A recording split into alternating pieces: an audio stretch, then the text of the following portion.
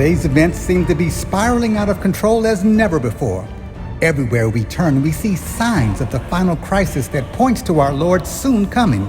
Wars, political unrest, crime, and natural disasters. Yes, world economies are teetering on the edge of collapse as sleeping multitudes march towards the Great Reset and a cashless society.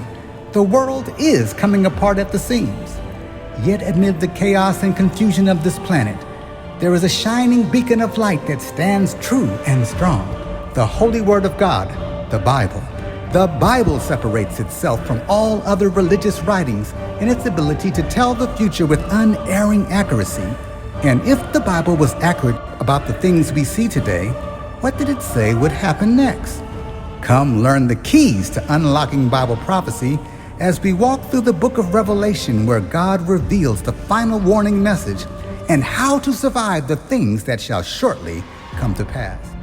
Broadcasting from the greater Chicago area 5 nights a week, this 2-week seminar begins August 12th at 7 p.m. An intelligent look into Bible prophecy. It takes place at the new Heights Seventh-day Adventist Church in Markham, Illinois.